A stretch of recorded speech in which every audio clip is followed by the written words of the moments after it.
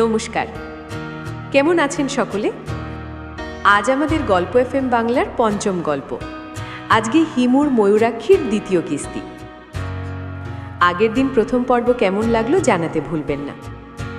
আমাদের এই কাজে আপনাদের ভালোবাসা আমরা ভীষণভাবে আশা করি। আমাদের দোষ ত্রুটি মার্জনা করবেন।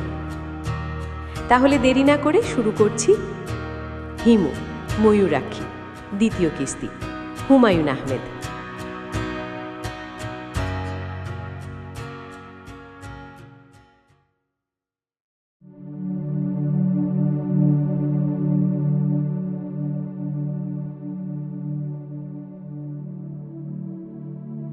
বড় ফুপুর বাসায় দুপুরে যাওয়ার কথা।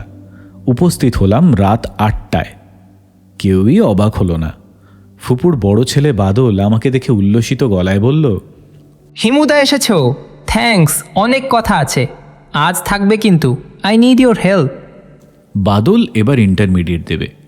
এর আগেও 3বার দিয়েছে। সে পড়াশোনায় খুবই ভালো।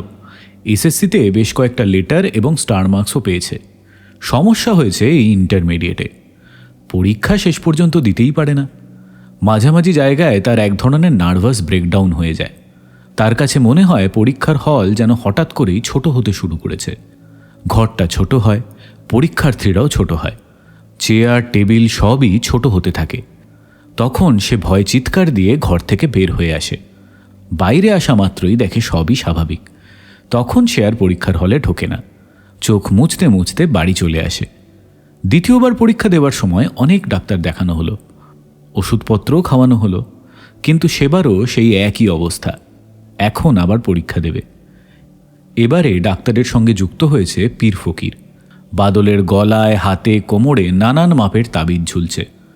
এর মধ্যে একটা তাবিজ নাকি জিনকে দিয়ে কোফকাফ নগর থেকে আনানো। কোফকাফ নগরীতে নাকি জিন এবং পরীরা থাকে। আমার বড় ফুপা ঘোর নাস্তিক ধরনের মানুষ এবং বেশ ভালো ডাক্তার, তিনিও কিছু বলেন না। বাদলেরও দেখি আমারই মতো অবস্থা, দাড়ি গোফ গজিয়ে হুলুস্থুল, লম্বা লম্বা চুল। সে খুশি খুশি গলায় বলল, হিমুদা, আমি পড়াশোনা করছি, খাওয়া দাওয়া শেষ করে আমার ঘরে চলে আসবে। পড়াশোনা হচ্ছে কেমন? হেভি হচ্ছে। একই জিনিস 3-4 বছর ধরে পড়ছি তো একেবারে ঝাড়া ঝাড়া হয়ে গেছে। হিমু ভাই, তুমি এমন ডার্ক হলুদ পাঞ্জাবি কোথায় পেলে? গাউছিয়ায়। ফাইন দেখাচ্ছে, কেমন সন্ন্যাসী সন্ন্যাসী লাগছে। সন্ন্যাসী উপগুপ্ত। মথুরাপুরীর প্রাচীরের নিচে একদা ছিলেন সুপ্ত।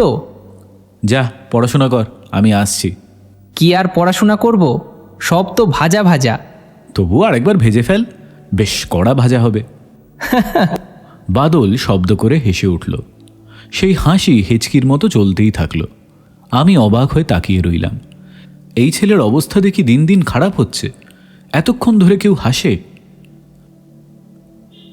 ফুপু গম্ভীর মুখে খাবার এগিয়ে দিচ্ছেন।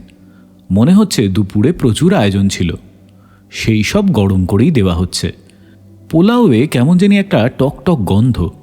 নষ্ট হয়ে গেছে কিনা কে জানে।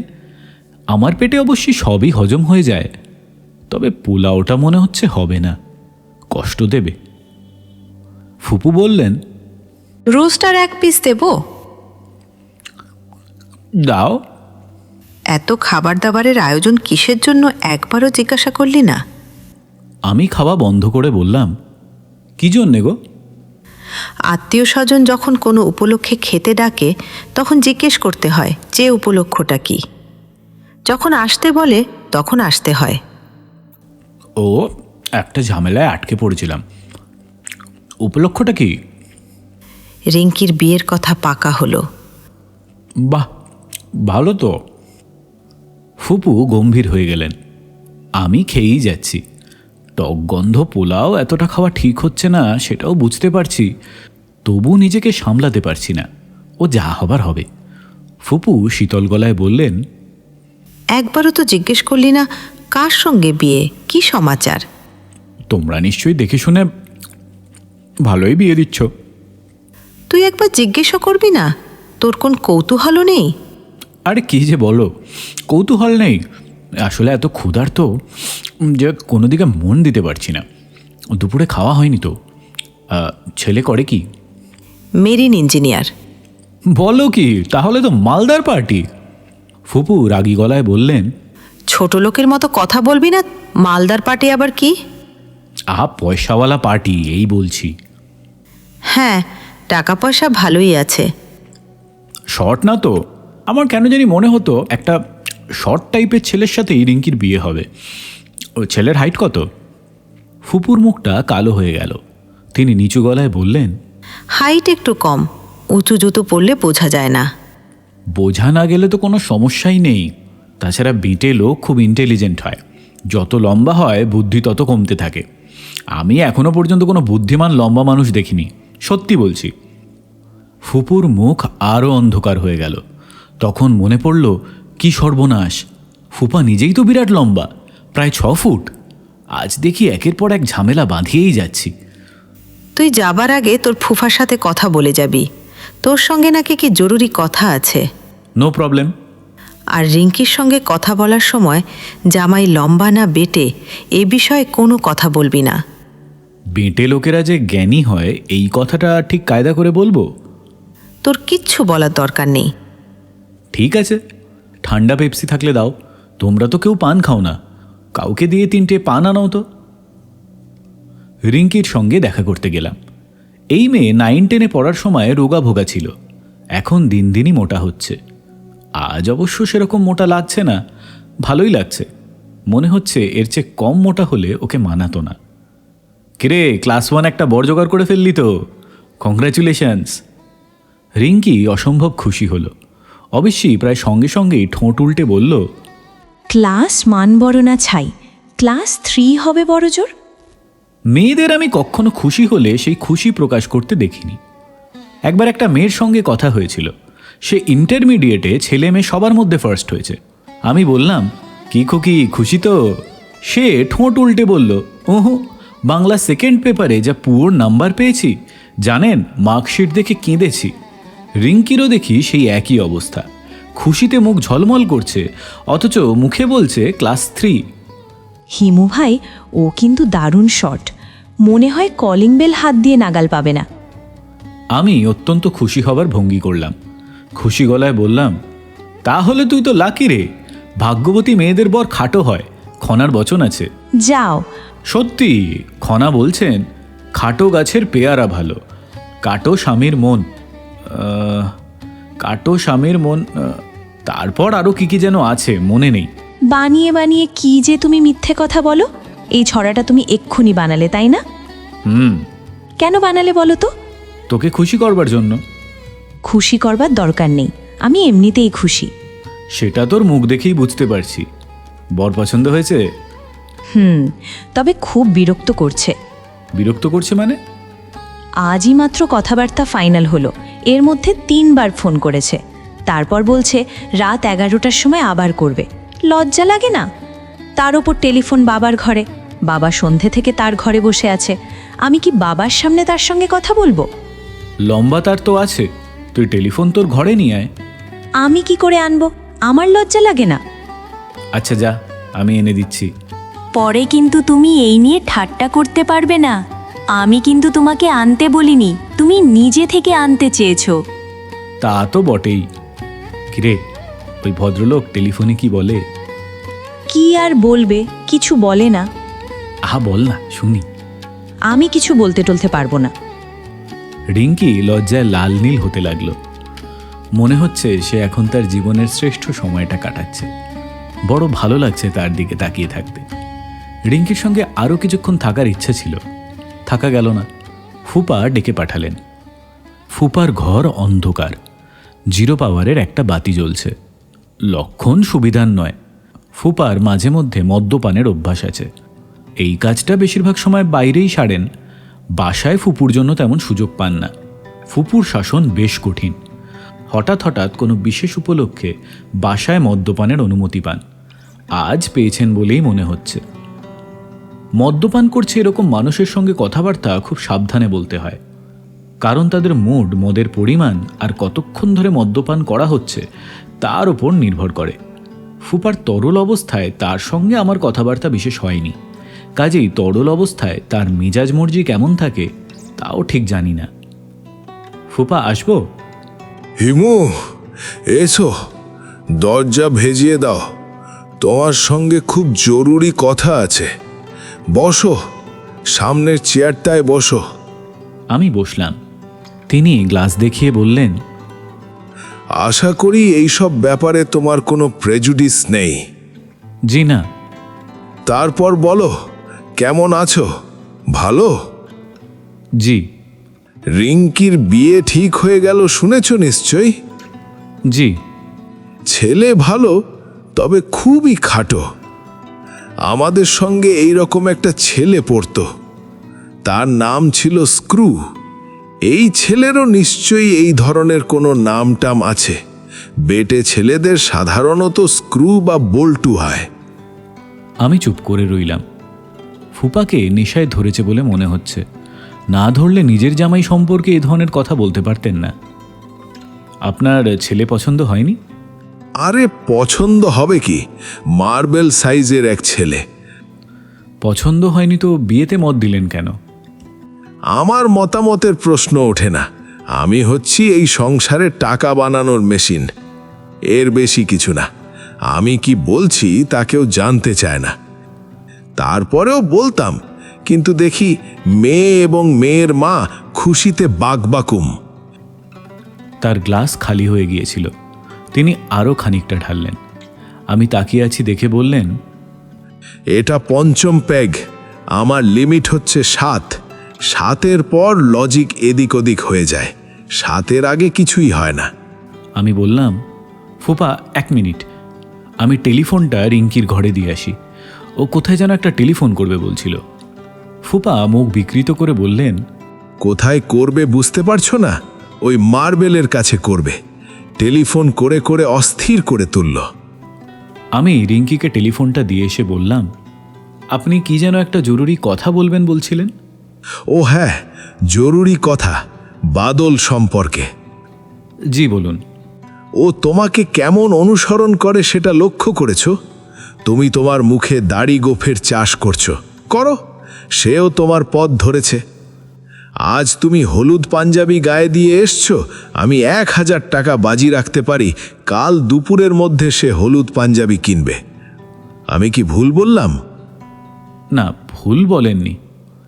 তুমি যদি আজ মাথা কামাও, আমি শিওর ও বেটা কাল মাথা কামিয়ে ফেলবে। এরকম প্রভাব তুমি কি করে ফেললে সেটা তুমি আমায় বলো। You better to explain it. আমার জানা নেই ফুপা। ভুলটা আমার। ম্যাট্রিক পাশ করে তুমি যখন এলে, আমি ভালো মনে বললাম, আচ্ছা থাকুক, মা বাপ নেই, ছেলে একটা আশ্রয় পাক। তুমি যে এই সর্বনাশ করবে তা তো বুঝিনি। বুঝতে পারলে তক্ষুনি ঘাড় ধরে বের করে দিতাম। আমি জেনে শুনে কিছুই করিনি। তাও ঠিক, জেনে শুনে তুমি কিছু করনি। আই ডু অ্যাগ্রি, তোমার লাইফস্টাইল তাকে আকর্ষণ করেছে। তুমি ভ্যাগাবন্ড না, অথচ তুমি ভাব করো যে তুমি ভ্যাগাবন্ড। জ্যোৎস্না দেখানোর জন্য চন্দ্রায় এক জঙ্গলের মধ্যে বাদলকে নিয়ে গেলে সারা রাত ফেরার নাম নেই। জ্যোৎস্না এমন কি জিনিস যে জঙ্গলে বসে দেখতে হবে? বলো তুমি, তোমার মুখ থেকেই শুনতে চাই। শহরের আলোয় জ্যোৎস্না ঠিক বোঝা যায় না। মানলাম তোমার কথা, চন্দ্রায় গিয়েছ, জ্যোৎস্না দেখো, তাই বলে সারা রাত বসে থাকতে হবে? রাত বাড়ার সঙ্গে সঙ্গে জ্যোৎস্না কিভাবে বদলে যায় সেটাও একটা দেখার মতো ব্যাপার। শেষ রাতে পরিবেশ একেবারে ভৌতিক হয়ে যায়। তাই নাকি? জি। তাছাড়া জঙ্গলের একটা আলাদা এফেক্ট আছে। শেষ রাতের দিকে গাছগুলো যেন জীবন্ত হয়ে ওঠে। তোমার কথা বুঝলাম না। গাছগুলি জীবন্ত হয় মানে? গাছ তো সব সময়ই জীবন্ত। জি না, ওরা জীবন্ত তবে সুপ্ত। খানিকটা জেগে ওঠে ওই পূর্ণিমার রাতে, তাও মধ্যরাতের পর থেকে। জঙ্গলে না গেলে ব্যাপারটা ঠিক বোঝা যাবে না। আপনি একবার চলুন না, নিজের চোখেই দেখবেন। 3 পরেই পূর্ণিমা। 3 পরেই পূর্ণিমা? জি। এই সব হিসাব নিকাশ সব সময় তোমার কাছে থাকে? জি। একবার গেলে হয়। বলেই ফুপা গম্ভীর হয়ে গেলেন। চোখ বন্ধ করে খানিকক্ষণ ঝিম ধরে বসে রইলেন। তারপর বললেন, তুমি আমাকে পর্যন্ত কনভিন্সড করে ফেলেছিলে। মনে হচ্ছিল তোমার সঙ্গে যাওয়া যেতে পারে। অবশ্য এটা সম্ভব হয়েছে নেশার ঘোরে থাকার জন্য। তা ঠিক, কিছু মানুষ ধরেই নিয়েছে তারা যা ভাবছে তাই ঠিক, তাদের জগৎটাই একমাত্র সত্যি জগৎ। এরা রহস্য খুঁজবে না, এরা স্বপ্নও দেখবে না। চুপ করতো। আমি চুপ করলাম। ফুপা রাগী গলায় বললেন, তুমি ভ্যাগাবন্ডের মতো ঘুরবে আর ভাববে বিরাট কাজ করে ফেলেছ। তুমি যে অসুস্থ এটা তুমি জানো? ডাক্তার হিসেবে বলছি, তুমি অসুস্থ। You are a sick man. ফুপা, আপনি নিজেও কিন্তু অসুস্থ হয়ে পড়েছেন, বেশি খাচ্ছেন। আপনি বলছেন আপনার লিমিট 7, কিন্তু আমার ধারণা এখন 9 চলছে। তোমার কাছে সিগারেট আছে? আছে। দাও। তিনি সিগারেট ধরালেন, খুক খুক করে একটু কাশলেন। ফুপাকে আমি কখনো সিগারেট খেতে দেখিনি, তবে মদ্যপানের সঙ্গে সিগারেটের ঘনিষ্ঠ সম্পর্ক আছে এরকম তো শুনেইছি। হিমু, জি। রাস্তায় রাস্তায় ভ্যাগাবন্ডের মতো ঘুরে যদি তুমি আনন্দ পাও, তুমি অবশ্যই তা করতে পারো। It's your life. কিন্তু আমার ছেলেও তাই করবে তা তো হয় না। ও কি তা করছে নাকি? এখনো শুরু করেনি, তবে করবে। 2 বছর তুমি ওর সঙ্গে ছিলে, একই ঘরে ঘুমিয়েছ। এই 2 বছর তুমি ওর মাথাটা খেয়েছ। তুমি আর এই বাড়িতে আসবে না। জি আচ্ছা, আসবো না। এ বাড়ির ছায়া তুমি মারাবে না। ঠিক আছে। এই বাড়ির ত্রিসীমানায় যদি তোমাকে দেখি, তাহলে পিটিয়ে তোমার পিঠের ছাল তুলে ফেলব। আপনার নেশা হয়ে গেছে ফুপা, পিটিয়ে ছাল তোলা যায় না। আপনার লজিক এলোমেলো হয়ে যাচ্ছে। ফুপার সিগারেট নিভে গেছে। সিগারেটে অনভ্যস্ত লোকজন সিগারেটে আগুন বেশিক্ষণ ধরে রাখতে পারে না। আমি আবার তার সিগারেটটা ধরিয়ে দিলাম। ফুপা বললেন, তোমাকে আমি একটা প্রপোজাল দিতে চাই। অ্যাকসেপ্ট করবে কি করবে না ভেবে দেখো। কি প্রপোজাল? তোমাকে একটা চাকরি জোগাড় করে দিতে চাই। As a matter of fact, আমার হাতে একটা চাকরি আছে। আহামরি কিছু না, তবে তোমার চলে যাবে। বেতন কত? ঠিক জানি না। 3000-এর কম হবে না, বেশিও হতে পারে। তেমন সুবিধার চাকরি বলে তো মনে হচ্ছে না। ভিক্ষা করে জীবনযাপন করার চেয়ে কি ভালো নয়? না, ভিক্ষা করে বেঁচে থাকার আলাদা আনন্দ আছে। প্রাচীন ভারতের সাধু সন্ন্যাসীদের সবাই ভিক্ষা করতেন। বাউল সম্প্রদায়ের সাধনার একটা বড় অঙ্গ হচ্ছে ভিক্ষাবৃত্তি। এরা অবশ্য ভিক্ষা বলে না, এরা বলে মাধুকরী। আমার কাছে লেকচার ঝাড়বে না। ফুপা, আমি কি তাহলে উঠব? যাও, ওঠো। শুধু একটা জিনিস বলো, যে ধরনের জীবনযাপন করছো তাতে আনন্দটা কি? যা ইচ্ছা করতে পারার মধ্যে একটা আনন্দ আছে না? যা ইচ্ছে তুমি কি তাই করতে পারবে? অবশ্যই পারবো। বলুন কি করতে হবে? খুন করতে পারবে? কেন পারবো না? খুন করা আসলেই খুব সহজ ব্যাপার। সহজ ব্যাপার? অবশ্যই সহজ ব্যাপার, যে কেউ করতে পারে। রোজ কতগুলো খুন হচ্ছে দেখছেন না? খবরের কাগজ খুললেই দেখবেন। আমার তো রোজই 1-2 মানুষকে খুন করতে ইচ্ছা করে। Himu, you are a sick man. You are a sick man. আর খাবেন না ফুপা, আপনি মাতাল হয়ে গেছেন।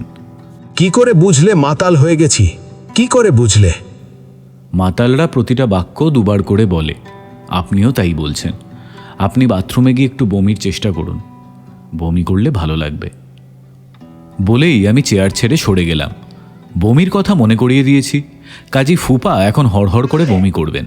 হলো তাই। তিনি চারদিক ভাসিয়ে দিলেন। ওয়াক ওয়াক শব্দে ফুপো ছুটে এলেন।